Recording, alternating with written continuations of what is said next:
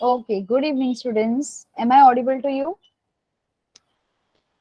Can you hear me? Yes. Okay, all right.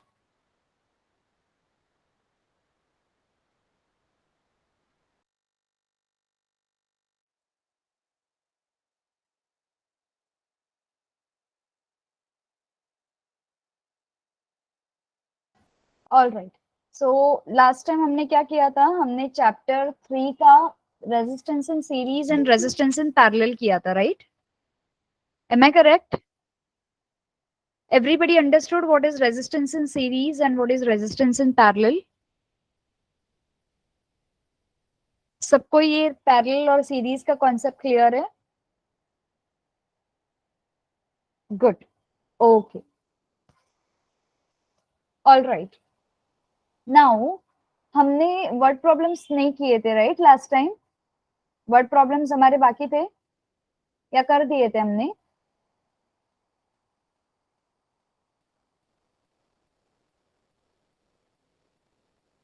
Tell me first, हमने word problems किए थे last time? Yes.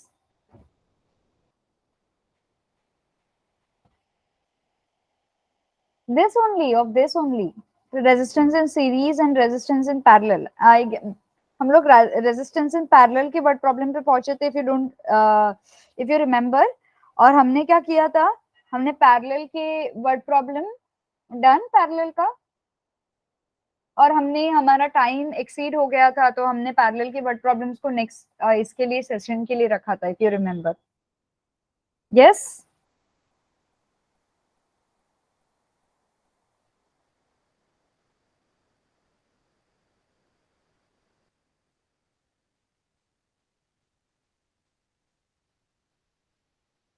चलो ठीक है, anyways will go according to that.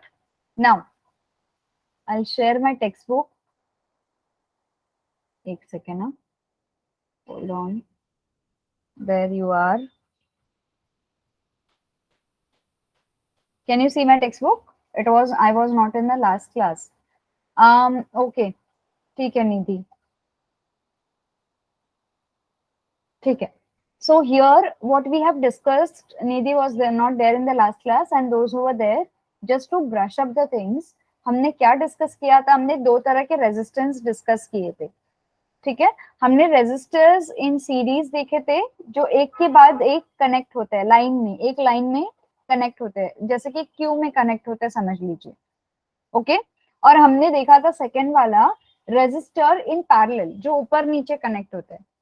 Now in दोनों में फर्क क्या होता है? जो सीरीज में कनेक्ट होते हैं वो एक ही वायर के थ्रू निकलते हैं. मतलब अगर R1 यहाँ पे कनेक्ट है, तो उसके आगे ही एक्सटेंड करके R2 कनेक्ट होगा, उसके आगे एक्सटेंड करके R3 कनेक्ट होगा. तीन रेजिस्टेंस एक लाइन में कनेक्ट होंगे. अगर हम पैरेलल की बात करें, तो ये ऊपर नीचे ये भी एक ही वायर के थ्रू कनेक्ट होते हैं, एक ही कंडक्टर के थ्रू. लेकिन यहाँ पे इसका R1 का रेजिस्टर्स के लिए एमीटर अलग रहेगा, R2 के रेजिस्टर के लिए एमीटर अलग रहेगा, और R3 के रेजिस्टर के लिए एमीटर अलग रहेगा. और पूरे सर्किट का एमीटर जो है, जो उसका करंट जांच करेगा, वो अलग रहेगा. ओके. और ये तीनों भी रेजिस्टर्स को एक ही वायर के साथ जोड़ा जाता है और एक ही वोल्ट मीटर के साथ जोड़ा जाता है. नाउ यहाँ पे आशिति, ओके. नाउ यहाँ पे डिफरेंस क्या है? when you connect resistors in parallel, for example अगर ये एक रेजिस्टर आपका खराब हो जाता है, ओके, तो आप दोनों रेजिस्टर पे काम चला सकते हैं. फॉर एग्जाम्पल आपके दो रेजिस्टर सपोज खराब हो जाते हैं, ऊपर का और ये नीचे वाला, दोनों, तो आप एक रेजिस्टर पे भी काम चला सकते हो. इसमें से कोई भी एक खराब हो गया तो भी आपका ये पूरा सर्किट बंद नहीं पड़ेगा. Got it? How ever in series का ये क्या है, ड्रॉबैक क्या है? अगर यहाँ के रेजिस्टर में कोई प्रॉब्लम आ गई, ठीक है, इस रेजिस्टर में कोई प्रॉब्लम आ गई, तो आपका पूरा का पूरा सर्किट बंद पड़ सकता है. ओके. क्योंकि ये एक ही वायर के साथ कंडक्टेड है और लाइन में कंडक्टेड है. यहाँ पे कट हो गया करंट या यहाँ पे रेजिस्टर में प्रॉब्लम आ गई, तब किस रेजिस्टर पे फर्क पड़ेगा? इस पे फर्क पड़ेगा. ओके. अभी और एक ड्रॉबैक क्या है, और एक फायदा या ड्रॉबैक भी बोल सकते हैं. फायदा ये है कि ये आपका बड़ा से बड़ा करंट रहेगा तो उसको डिस्कनेक्ट कर देता है. एक रेजिस्टर उड़ गया, तो बाकी के रेजिस्टर पे प्रेशर नहीं आता है और आपका जो भी अप्लायंस होम अप्लायंस रहेगा वो आपका सेव हो जाता है, डायरेक्टली करंट उसका डिस्कनेक्ट हो जाता है। हाउ एवर आपकी बड़ी बड़ी फैक्ट्रीज में, इंडस्ट्रीज में पैरेलल वाला सर्किट यूज करते हैं। वो इसलिए यूज करते हैं ताकि उनके यहाँ पे अगर रेजिस्टर आ गया, लेट्स से यहाँ पे प्रेशर आ गया, लोड आ गया, तो आपके दोनों रेजिस्टर पे काम चल सकता है और आपकी मशीन भी उसी स्पीड से चल सकती है, ठीक है, जब तक ये मतलब बड़ा नुकसान ना हो इंडस्ट्रियल एरियाज में, इंडस्ट्रीज में, फैक्ट्रीज में, ठीक है। नाउ अगर मैंने यहाँ पे बल्ब कनेक्ट किया R1 के साथ, R2 के साथ और R3 के साथ पैरेलल में, अगर R1 का बल्ब उड़ गया तो R2 और R3 पे फर्क नहीं पड़ेगा, ओके। ये जो करंट है वो R2 और R3 में इक्वली पास होगा, मतलब ये तीनों भी रेजिस्टेंस के थ्रू करंट इक्वली पास होता है। बट जब भी आप सीरीज में कनेक्ट करते हो ना, तो यहाँ पे am I audible, am I audible class? Yes, okay, thank you Ashruti, yes yes, thank you. So basically अगर यहाँ पे आपका बल्ब यहाँ पे आपने कनेक्ट किया, लेट्स से R1 के साथ, यहाँ पे आपने बल्ब कनेक्ट किया, यहाँ पे आपने बल्ब कनेक्ट किया और यहाँ पे आपने बल्ब कनेक्ट किया, ठीक है। तो आपका ये जो करंट है तीनों के साथ शेयर होगा। Let's say for example 6 amperes का 6 एम्पियर्स का करंट है, तो दो इधर मिलेगा, दो इधर मिलेगा, दो इधर मिलेगा, ऐसे करके टोटल 6 होगा। तो आपका बल्ब जो है वो अच्छे से, मतलब बोलते हैं ना, पूरी तरह से जल नहीं पाएगा, डिम लाइट देगा। ये एक एग्जांपल दे रही हूँ।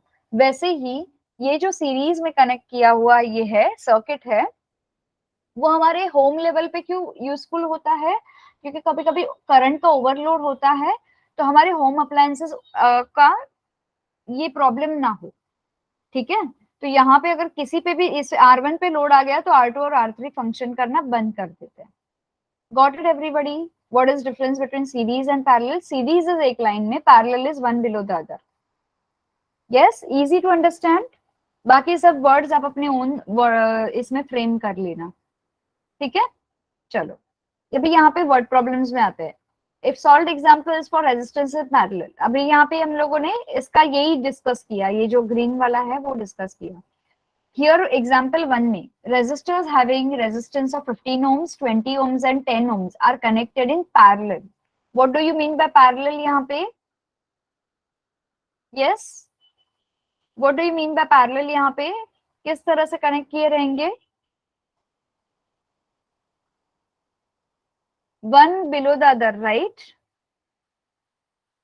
One below the other connect किए रहेंगे, ठीक है। सो R1 का है 15 ohms, R2 का है 20 ohms, R3 है 10 ohms, ठीक है। इसमें ये रेजिस्टेंस फिट किया है। तो अभी यहाँ पे what is effective resistance in the circuit? Effective resistance का मतलब इन तीनों को ऐड कर देना है और फाइनल कितना रेजिस्टर फ्लो होगा वो हमें देखना है। सो हमने आरपी, आरपी क्यों लिखा है? Because resistor is connected in parallel, ठीक है। So we are having 1 upon RP is equals to 1 upon R1, R2 and R3.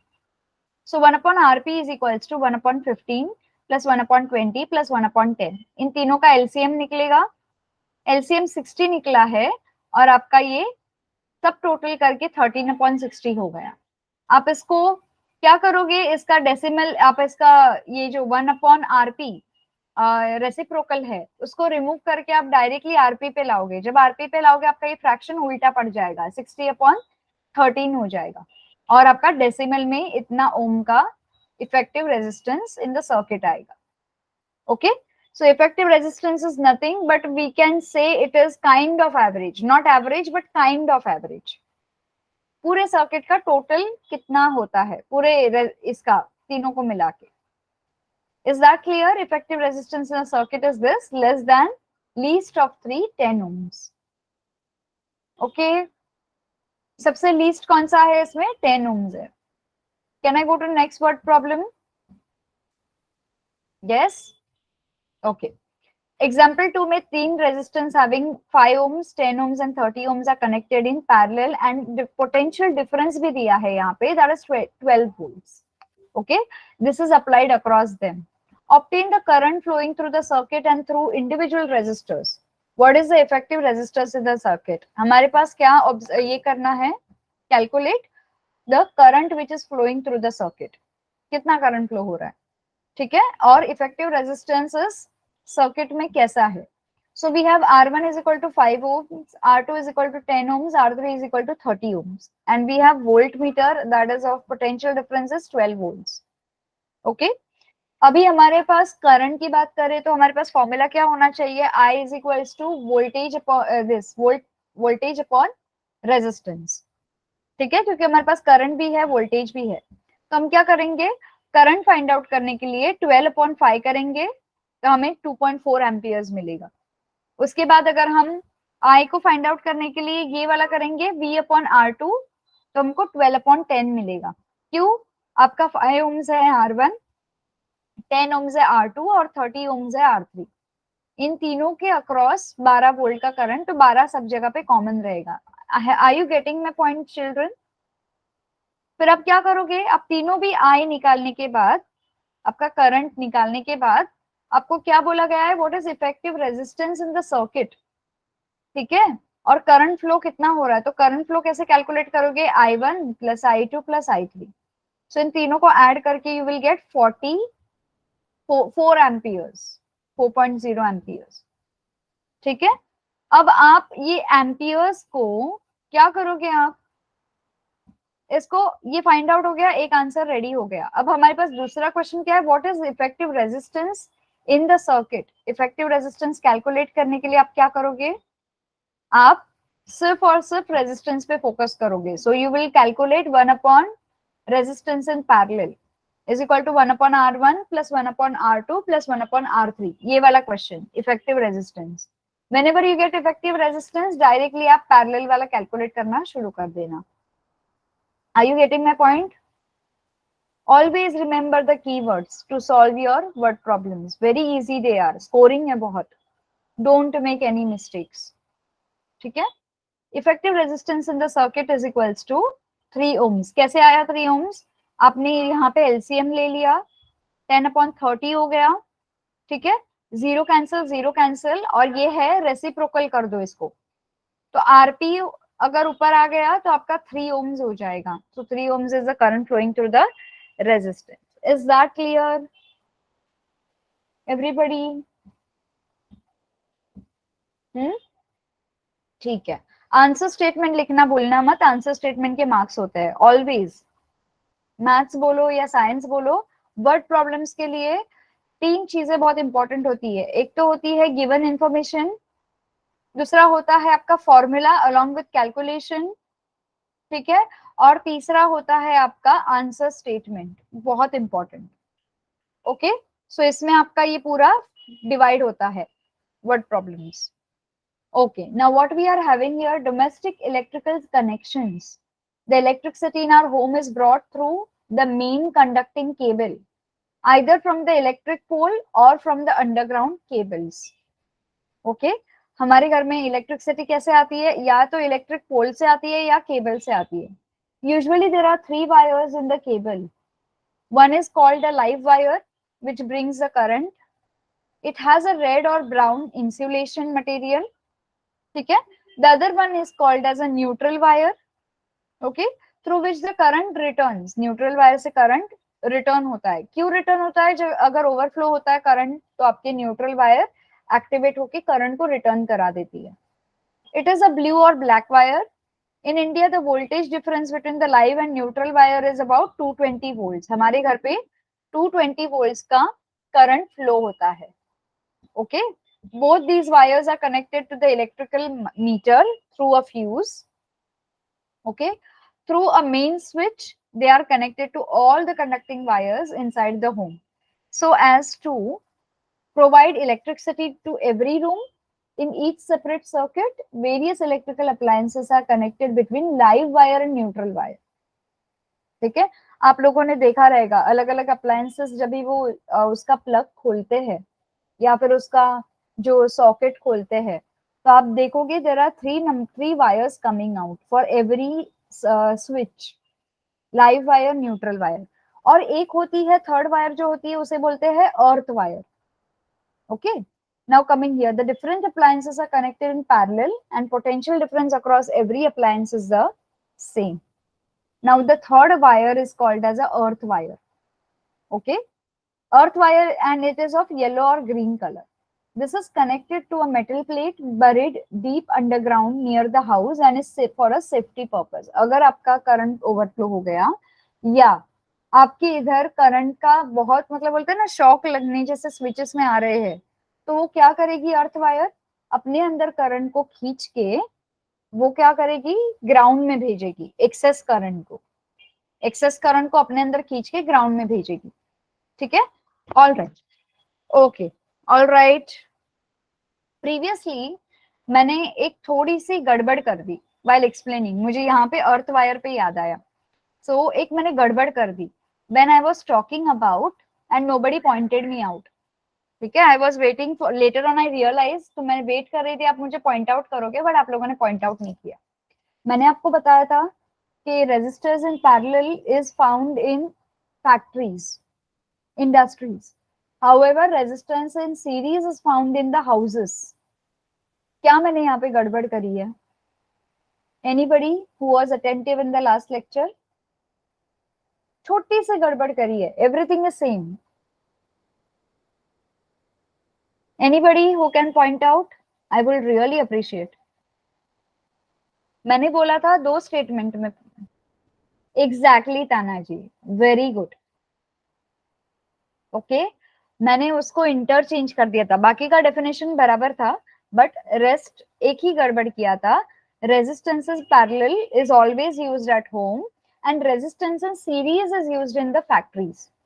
Okay, the reason being is that आपके पैरेलल जो रेजिस्टेंस घर पे यूज करते हैं, तो उसमें क्या होता है, अगर एक रेजिस्टेंस खराब हो गया तो बाकी के दो पे अपना आपका अप्लायंस चल सकता है. ठीक है, और अगर आपका सीरीज फैक्ट्री में इसलिए यूज करते हैं, बड़े बड़े मशीन्स होते हैं जो अनकंट्रोल हो जाते हैं, अगर वहां पे ओवरफ्लो हो गया करंट का, they might change their speed, they might have big fuse का इशू. ओके, हमारे घर में जो करंट आता है वो ऑल्टरनेट करंट आता है, जैसे एसी बोलते हैं. Everybody knows AC, everybody knows what is AC. हमारे घर में करंट आता है वो ऑल्टरनेट करंट आता है. मतलब ऑल्टरनेट करंट क्या होता है, आता है करंट फिर डिस्कनेक्ट होता है, आता है करंट फिर डिस्कनेक्ट होता है. इससे क्या होता है, हमारे घर में इलेक्ट्रिसिटी का फ्लो स्टेबल रहता है. बट फैक्ट्रीज में क्या कौन सा टाइप का करंट रहेगा, दूसरा कौन सा टाइप का करंट है फैक्ट्रीज में, कौन सा करंट यूज होता है, बड़े बड़े मशीनरीज और इतनी सारी बड़ी बड़ी चीजों को चलाने के लिए, मशीन्स को ये सब चलाने के लिए. एनीबडी? मनीष, निधि, आयुष, कान्हाजी, पार्थ, ओम, मानसी? नहीं, मैंने कहा current. Series is a arrangement, series and parallel is a arrangement of resistor. Okay, मैं करंट की बात कर रही हूँ. घर पे हम ऑल्टरनेट करंट यूज करते हैं, फैक्ट्री में कौन सा करंट होता है, we call it as a DC, direct current. Direct current में जो भी करंट प्रोड्यूस होता है कमर्शियल पर्पस के लिए, वो डायरेक्टली अप्लायंसेस में फ्लो होता है. तो वहां पे आपका रेजिस्टर इन सीरीज का होना बहुत जरूरी है. अभी करंट कभी ओवरफ्लो हो गया तो आपकी सीरीज का डिस्कनेक्शन, एक रेजिस्टर डिस्कनेक्ट हो गया तो बाकी के रेजिस्टर डिस्कनेक्ट होकर आपकी मशीनरी बंद पड़ती है, जिसकी वजह से किसी का लाइफ का लॉस नहीं होता है. कोई लेबर वगैरह काम करता हो मशीन के यहाँ पे तो उनको प्रॉब्लम नहीं होती है, they don't have risk for their life. All right, and in the right time you will come to know कि एग्जैक्टली प्रॉब्लम क्या हुआ है, you can detect the problem out. Am I clear? Am I clear with resistance in series and resistance in parallel, alternate current and direct current? All good? ठीक है, we'll go further. Now fuse wire, हमारे घर पे fuses आप सब लोगों ने देखे रहेंगे, पुराने टाइप के फ्यूजेस इस तरह के होते थे जिसमें कार्ट्रिज भरना पड़ता था. ओके, इस तरह के सिरेमिक फ्यूज होते थे पहले, तो कार्ट्रिज टूट जाता था तो हमको कार्ट्रिज रिप्लेस करके फ्यूज बना दिया. ओके, अभी के फ्यूजेस आपके इस पे होते हैं, बटन पे होता है, नए जो फ्यूजेस आए हैं. दूसरा रीजन क्या है उसमें, और क्या एडवांटेज है हमारे जो नए फ्यूजेस है उसका? एनीबडी? ताना जी?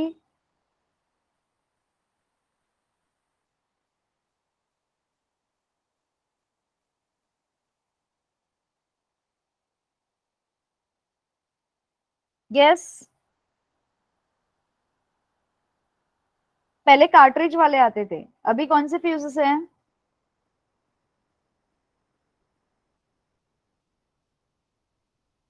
Protect domestic appliances. All right, yes, that is protecting our domestic appliances, but my question is that पहले कार्ट्रिज वाले फ्यूज आते थे जिसमें कार्ट्रिज को चेंज करना पड़ता था, इस तरह के रहते थे सिरेमिक फ्यूज। अभी जो फ्यूज आते हैं वो कौन से फ्यूज होते हैं Nidhi? That is my question. Yes, अभी जो फ्यूज आते हैं वो कौन से होते हैं? नोबडी?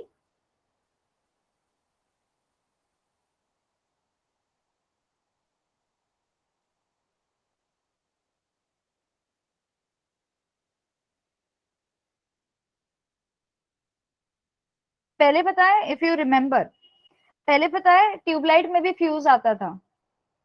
अगर उसका चौक इस तरह का होता था, अगर वो उड़ जाता था तो आपकी ट्यूबलाइट पता चलता था। यस, पहले सिरेमिक फ्यूज थे।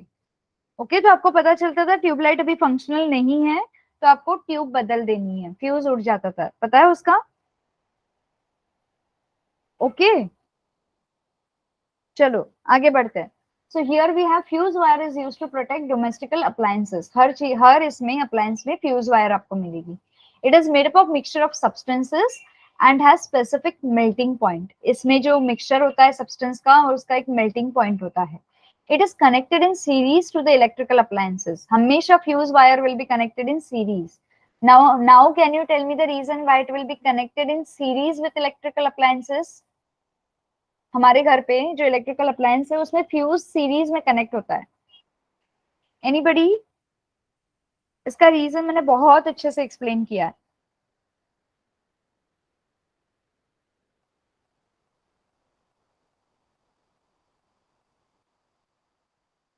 बिकॉज यस,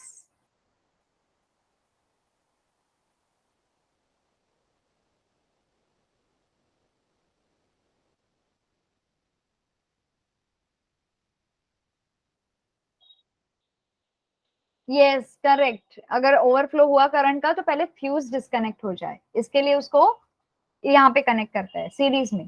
ठीक है, it is connected in series with the electrical appliances. It is for some reason the current in the circuit increases excessively, the fuse wire gets heated up first and melts, तो अपना melting point reach कर देती है and circuit get broken, तो आपका appliance माल function नहीं करेगा और आपका अप्लायंस पे इफेक्ट नहीं होगा। तो पहले फ्यूज ब्रेक होगा तो आपका अप्लायंस पूरा बच जाएगा। The circuit gets broken and the flow of current stops, thus protecting the appliance. This wire is fitted in a groove in a body of porcelain. This is porcelain. Why porcelain? Can anybody tell me why they have used material of porcelain? Circuit gets stopped. Correct, Tanaji. But why porcelain material is used? Because it is यहाँ पे दिया हुआ है non conducting material, it is an insulators. Okay, plastic use नहीं कर सकते, rubber use नहीं कर सकते हैं। The reason being that because of the melting point, porcelain doesn't melt, porcelain melt नहीं होता because of melting point, they can not use plastic और रबर। अच्छा, you heard it for the first time Nidhi? Porcelain का बना हुआ रहता है, उसका जो ये पूरा साचा रहता है ना, पोर्सिलिन का बना रहता है। Okay, for domestic use, fuse wires with upper limit of 1 ampere, 2 ampere, 3 ampere, 4 ampere, 5 ampere and 10 ampere are used. ठीक है, मैक्सिमम 10 एम्पियर तक के फ्यूजेस हम डोमेस्टिक पर्पस के लिए यूज करते हैं। Okay, anybody can tell me if you know how much amount of current is dangerous to our body? What is the limit of amount of current beyond which our body is this current become dangerous to our body, fatal? Melting point of porcelain नहीं होता है बच्चा, melting point of fuse होता है। Okay, melting point is where ज्यादा current जब flow होगा तो हीट हो जाएगा, इसके अंदर का जो मटेरियल हीट होगा कार्ट्रिज का तो मेल्ट हो जाएगा। ऐसा मटेरियल इसके अंदर डाला हुआ रहता है जो मेल्ट होता है। अगर ये मेल्ट हो गया मटेरियल तो ये डिस्कनेक्ट हो जाएगा सर्किट से, ऑटोमेटिक आपका सर्किट ब्रेक होगा और आपका अप्लायंस बचेगा। गॉट इट ताना जी नाउ? यस,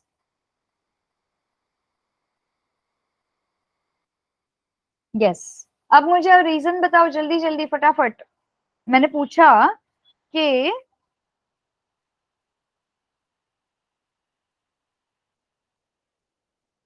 मैंने क्या पूछा?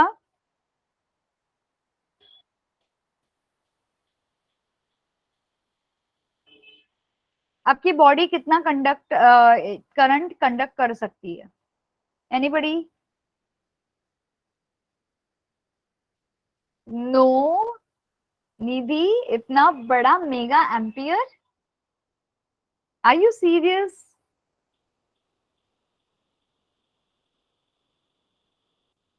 हमारी बॉडी की कैपेसिटी है इतनी।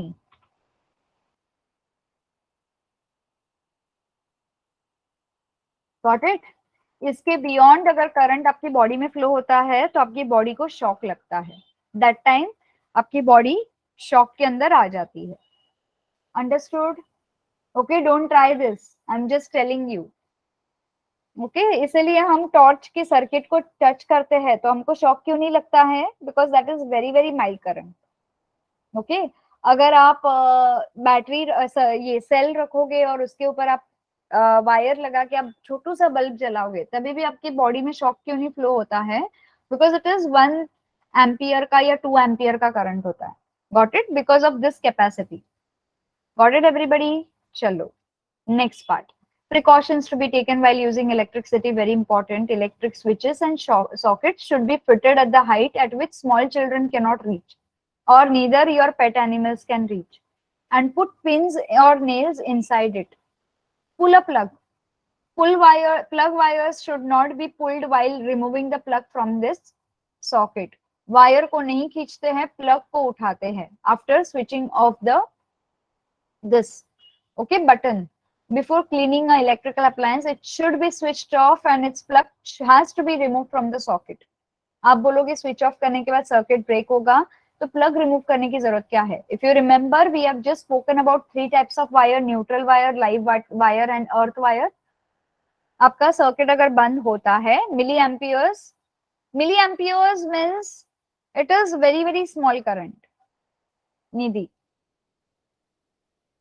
Okay, milliamperes is really small current.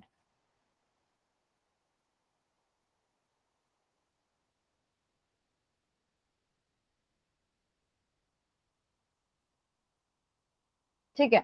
Now, one's hand should be dry while handling electrical appliances as far as possible. One should use footwear of rubber soles. Always important. अगर आप देखो कि आपके घर पे जितने सारे इलेक्ट्रिशियन आते हैं, दे वेयर रबर का फुटवेयर. उनके आइदर शू रबर के होते हैं या उनके चप्पल अलग से रबर के होते हैं. Okay, got it? सो ये फुटवेयर उनके पास एक अलग से होता है. आपको भी घर पे एक फुटवेयर रखने हैं व्हेनेवर यू आर हैंडलिंग. अभी आप लोगों ने देखा रहेगा काफी लोगों के घर पे, ठीक है, काफी लोगों के घर पे फुटवेयर होते हैं. लोग घर में भी फुटवेयर पहनते हैं, रबर के रहेंगे या तो प्लास्टिक के रहेंगे. Got it? That is for this reason. As far as possible, and one should use footwear with rubber soles. As rubber is an insulator, it prevents the current from flowing throughout the body, thereby protecting it. Rubber is an insulator, तो आपकी body को conduct करने से बचाता है. If a person gets an electrical shock, you should not touch that person. Never ever touch that person. Rather, you should switch off the main switch directly and switch it too far, or you do not know where it is located. अगर switch आपके दूर है main switch, so then you should remove the plug from the socket if possible. Okay, if not, then you should use a wooden pole to push the person away from the electrical wire. wood है तो wood उसको है ना फेंक के उसके हाथ में थमा दो, टच मत करना, तो उससे वो पर्सन जो है वो इलेक्ट्रिकल शॉक से बच जाएगा. With this we are ending with our lesson, that is our current electricity. Was this lesson helpful and easy to you in the way I taught everybody? Were you able to follow the concepts thoroughly? Current electricity का? Yes. Tanaji ने लिखा है 10 raised to -3 ampere is equal to 1 milliampere. Yes, correct. 1 upon 1000 is 1 milli ampere, correct. ठीक है everybody, ठीक है। Can we go to next chapter now, which is next chapter for you all? कौन सा चैप्टर है अभी? Which is next chapter? Lesson number 4, measurement of matter, laws of chemical combination, atom shape वगैरह ये। और उसके बाद कौन सा है? Lesson number 5, that is this वाला ना, that is inter related, acid bases and salts. ठीक है, okay, let's go ahead with fourth chapter. Now here, measurement of matter.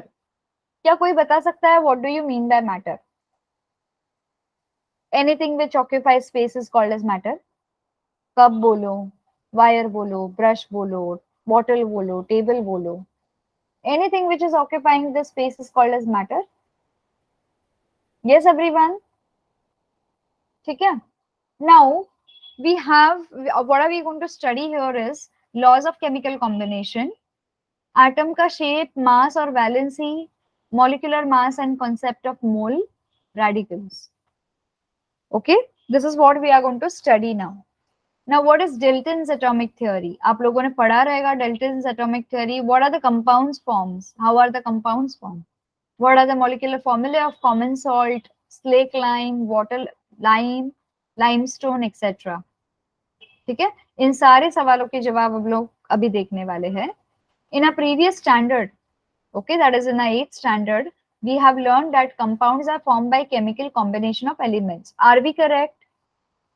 हमने पढ़ा था जब दो एलिमेंट एक साथ आते हैं तो कंपाउंड बनाते हैं। Yes, everybody is agreeing? Okay. We have also learned that important principle of Dalton's atomic theory is that molecules of a compound are formed by joining atoms of different elements to each other. जरूरी नहीं है कि एक ही element से ही compound, एक ही एलिमेंट यूज हो। Molecules, okay, of compound are formed by joining different elements around. ठीक है, जैसे H2O लीजिए, वाटर का फॉर्मूला, उसमें हाइड्रोजन भी है, ऑक्सीजन भी है। Okay, so laws of chemical combination क्या बताते हैं? How does this combination happen, क्यों हैपन होता है, कैसे हैपन होता है? This is what we are going to study. The composition of a substance changes during a chemical change. जब भी कोई केमिकल चेंज होती है तो सब्सटेंस का कॉम्पोजिशन चेंज होता है। इसका मुझे कोई एग्जांपल दे सकता है? बेसिक एग्जांपल, इजी से इजी एग्जांपल। जब कोई केमिकल चेंजेस होते हैं तो अंदर का कॉम्पोजिशन चेंज होता है। Anybody can give me example of this? Yes,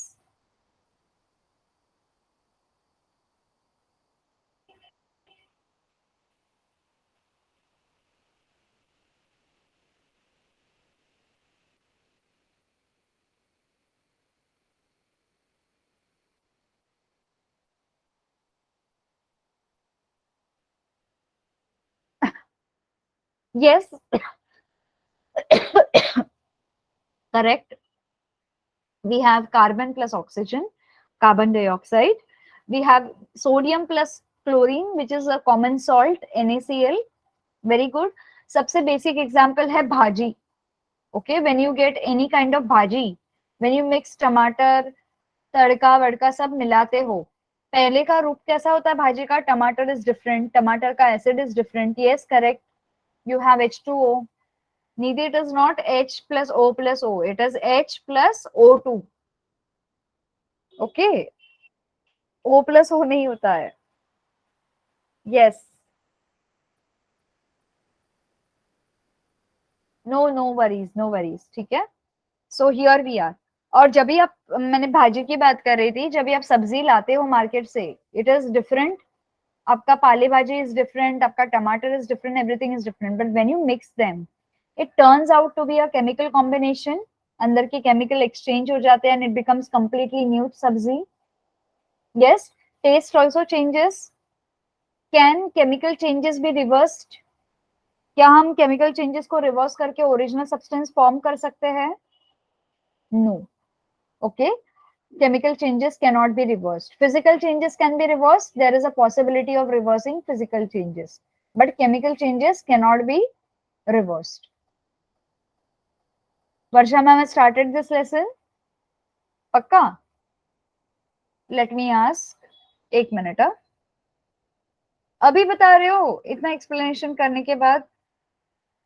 Let me ask Varsha ma'am. So can we go to chapter number 5th?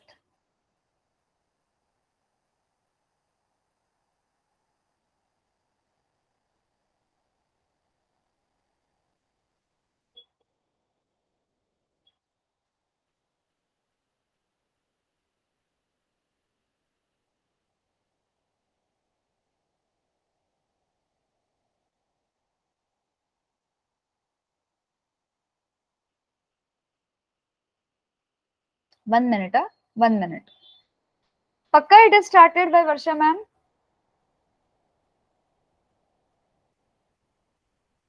Yes, ठीक है. तो we will go to chapter number 5 then. ठीक है. हाँ, तो यहाँ से ही आगे बढ़ते हैं. Yes, I am already checking. I'm on it. I've just messaged Varsha ma'am. ठीक है, एक मिनट. Just hold.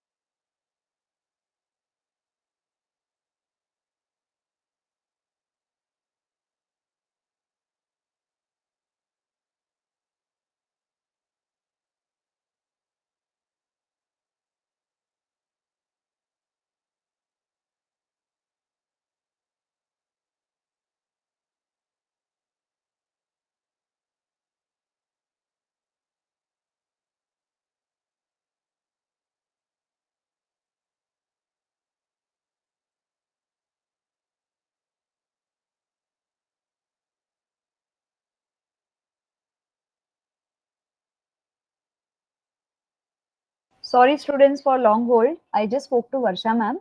ठीक है, सो योर मैटर वाला chapter and your 5th chapter is inter related.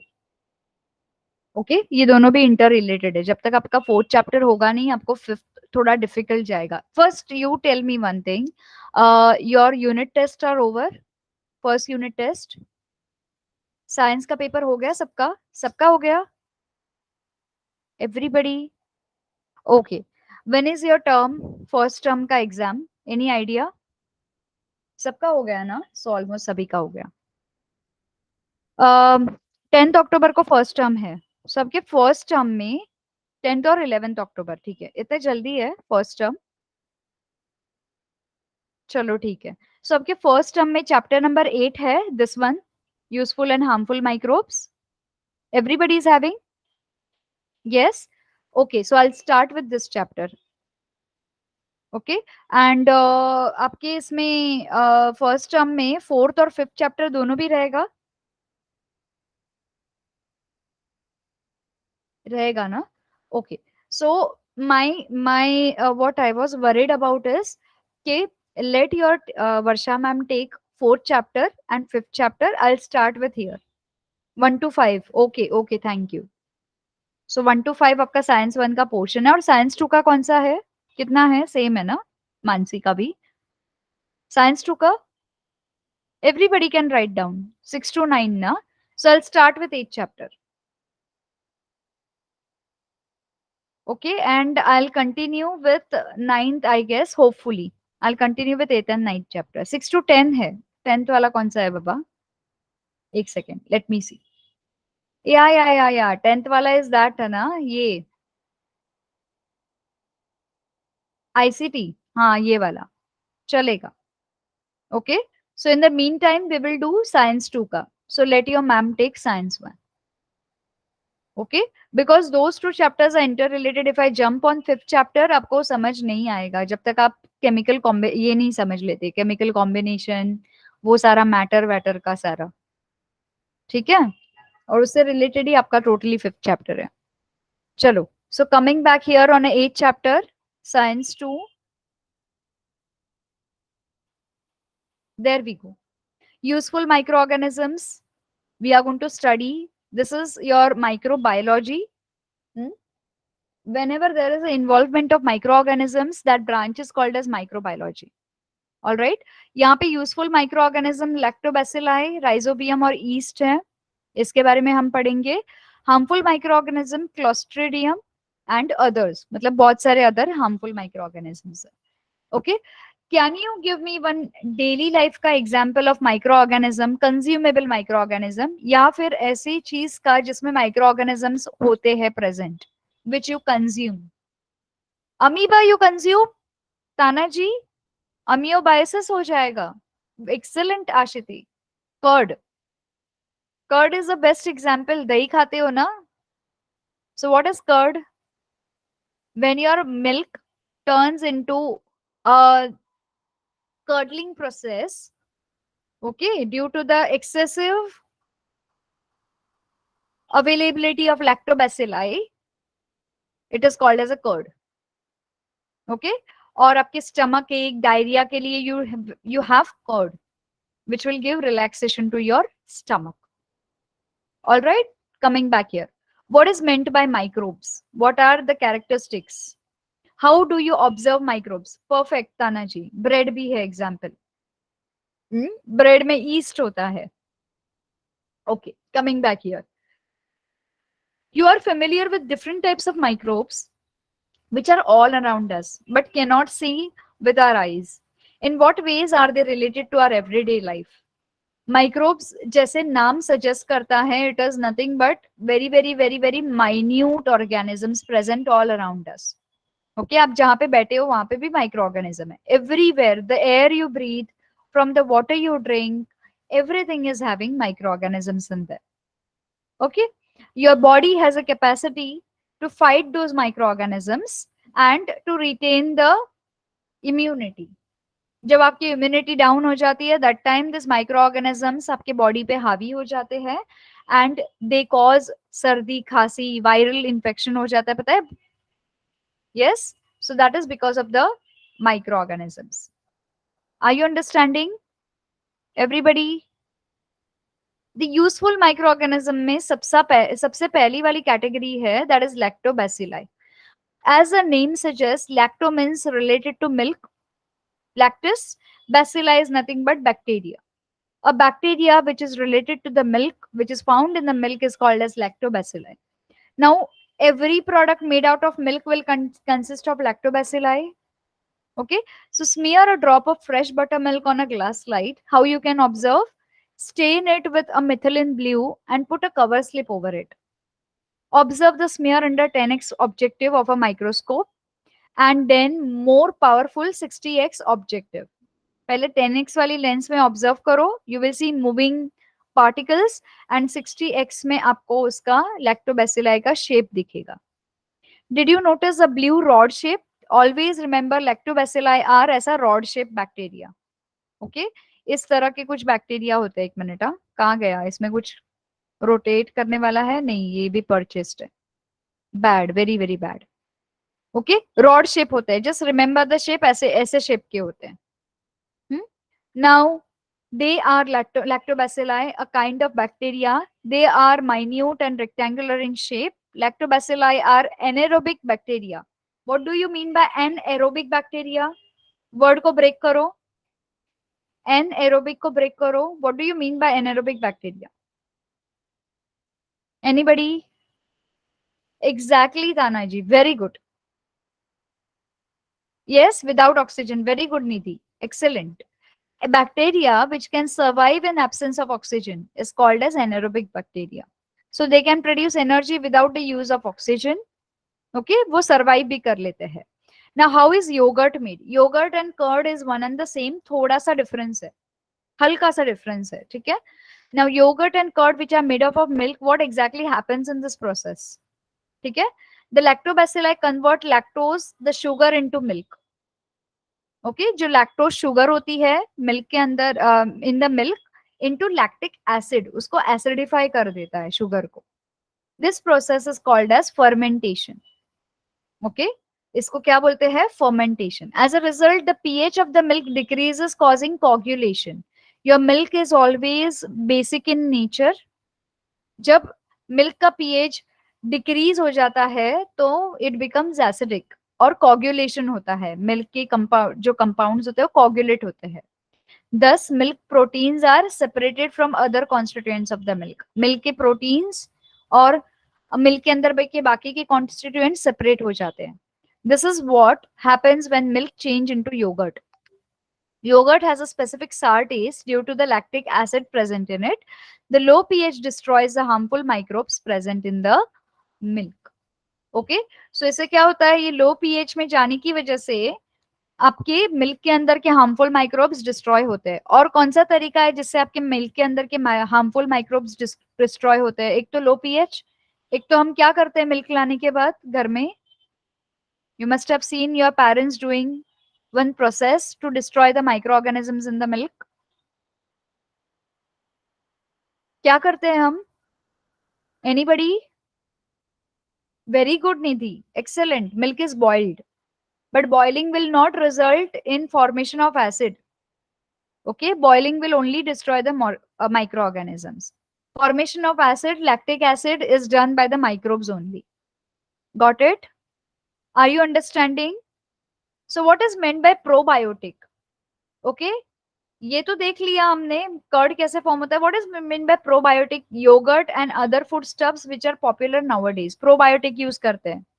Useful microbes like lactobacilli. Please mark this part. ये पूरा का पूरा पार्ट मार्क कीजिए and mark this part also, everyone.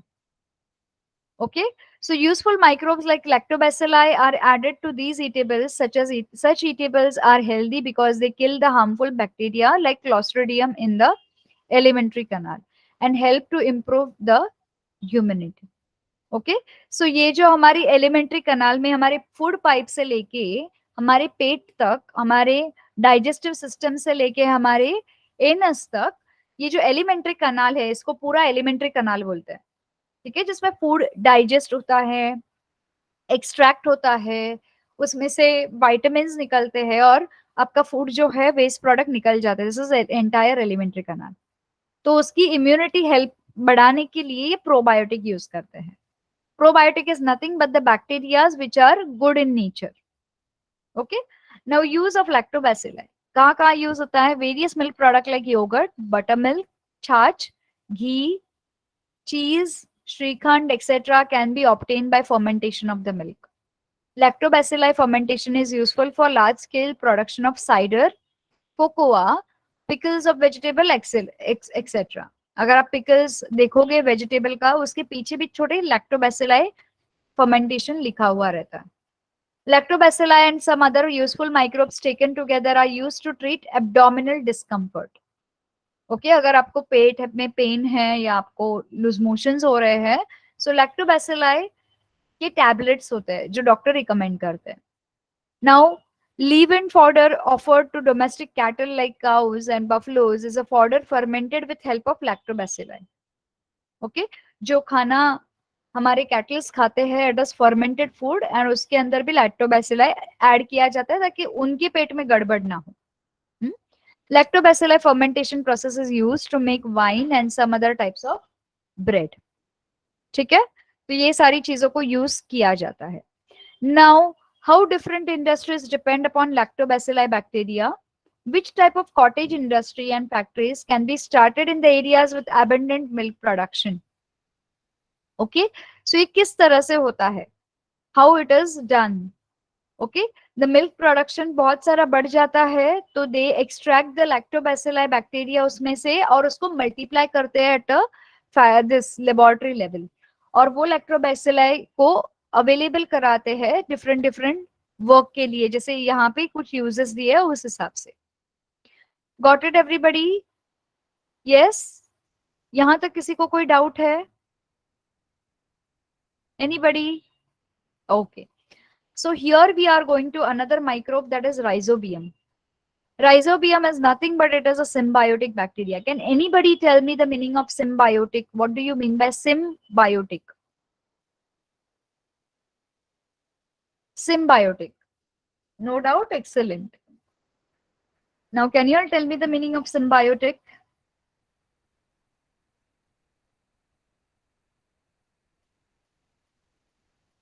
Yes, students.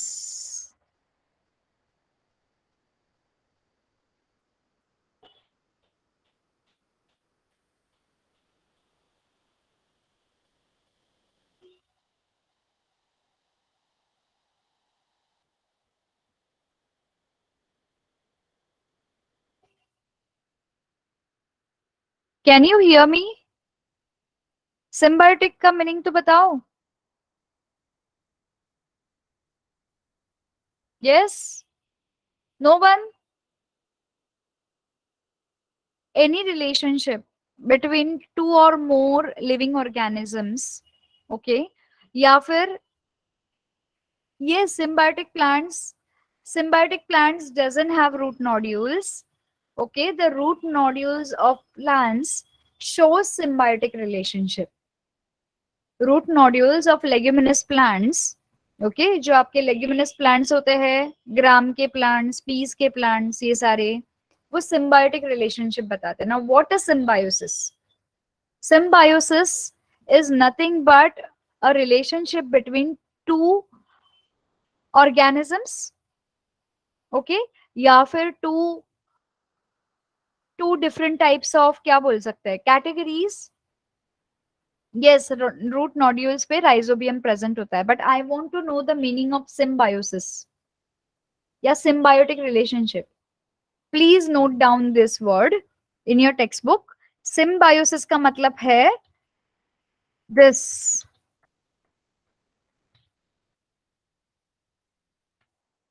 Okay, absolutely.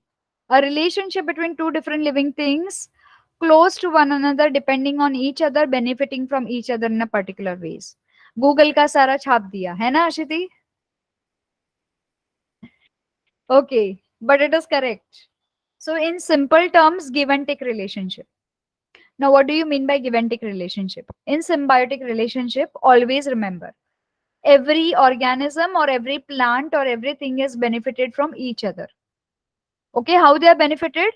अभी rhizobium जो है ये एक तरह का बैक्टीरिया है, ये जाके लेग्यूमिनस प्लांट के रूट नोड्यूल्स पे सेटल हो जाता है. Okay, now I want you all to pay attention to this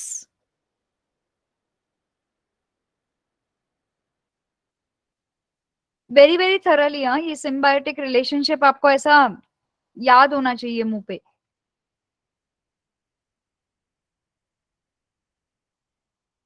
can you all see my white board? Is my white board shared with you all? मतलब मेरा screen share हुआ है? No. अरे,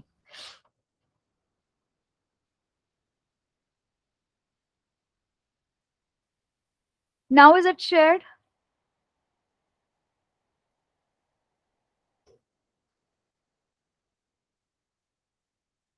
Shared now?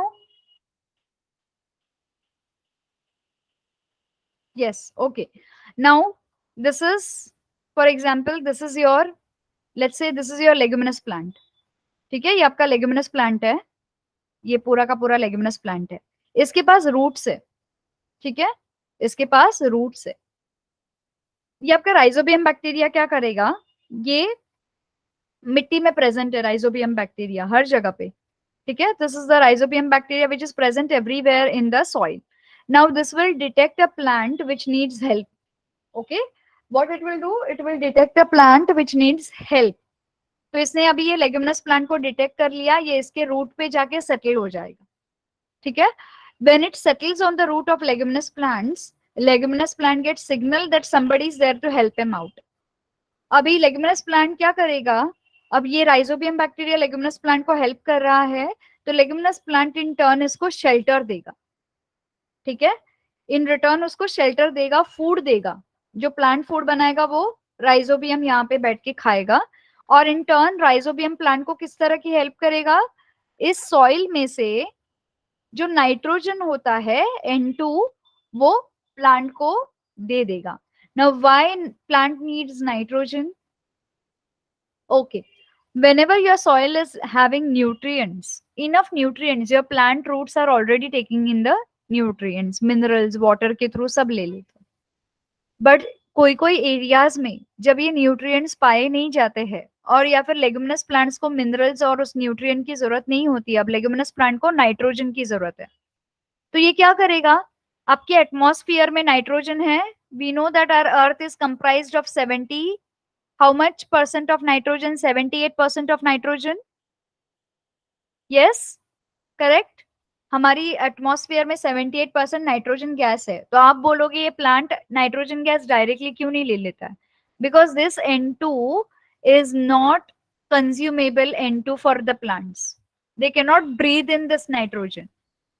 This nitrogen is fixed into the soil by this rhizobium.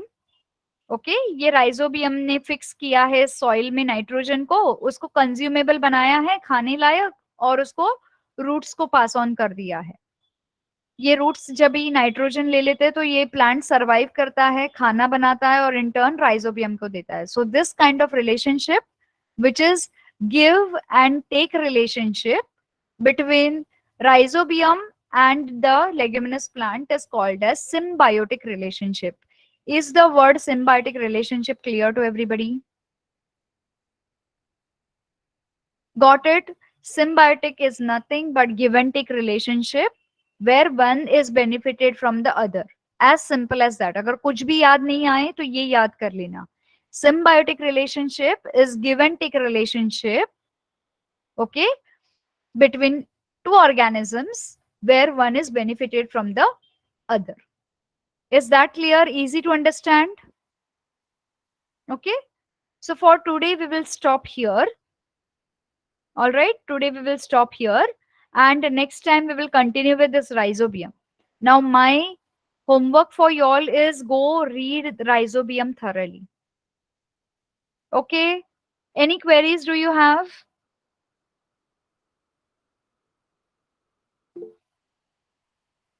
Any queries do you have? Nothing? Okay, so we'll just wind up today here. Next time we'll continue with rhizobium onwards. Okay. Bye students. Good night. Take care.